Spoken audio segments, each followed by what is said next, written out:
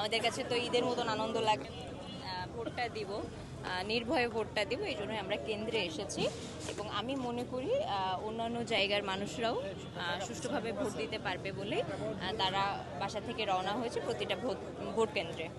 আলহামদুলিল্লাহ ভালো লাগছে, উৎসব মুখর পরিবেশ এখানে। আমাদের কাছে তো ঈদের মতন আনন্দ লাগছে। আমি আমার জীবনে 2টা ভোট মিস করেছি, দিতে পারিনি। তো এটা আমার 3য় ভোট। আমি চাচ্ছি যে আমি আমার পছন্দ সহিত মানুষকে ভোট দেব। আশা করি বাংলাদেশের প্রতিটা জনগণই সে যে দলকে পছন্দ করে না কেন সে সুষ্ঠুভাবে যাতে ভোট কেন্দ্রে যেতে পারে, কারণ এই অধিকারটা আদায়ের জন্য কিন্তু আমাদের দীর্ঘ আন্দোলন সংগ্রাম। সুতরাং আমরা চাই প্রতিটা মানুষ গ্রাম বন্দর স্থল যে যেখানে আছে না কেন সে সবাই যেন ভোট কেন্দ্রে যেতে পারে। আপনার জীবনে এটা কততম ভোট? 3য়।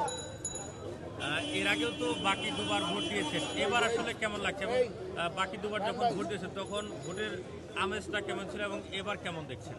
আচ্ছা, হ্যাঁ, আমি গত 2বার ভোট দিতে পারি নাই, যে কোনোভাবেই হোক না কেন। তো এই বছর ভোট কেন্দ্রে এসেছি এবং আমরা বেশ কিছু জায়গা পর্যবেক্ষণ করেছি। গতকালকে রাত্রে আমরা করাইল বস্তিতে ছিলাম, ভাসানটেক, বনানী, গুলশান, বিভিন্ন স্থানে ছিলাম। তো প্রতিটা মানুষের মধ্যেই একটা উৎসব মুখর পরিবেশ কাজ করছে। তারা আনন্দ পাচ্ছে যে না, আমরা ভোটটা দিতে পারবো এবং আমরা আমাদের ইচ্ছা খুশি মতো ভোটটা দিতে পারবো, যে এখন কোনো বাইন্ডিংস নাই যে তোমাকে এখানেই ভোট দিতে হবে এরকম। তবে কিছু বিচ্ছিন্ন ঘটনা আছে, এটা ছিল, এটা থাকবে, এটা স্বাভাবিক, এটা অস্বাভাবিক না।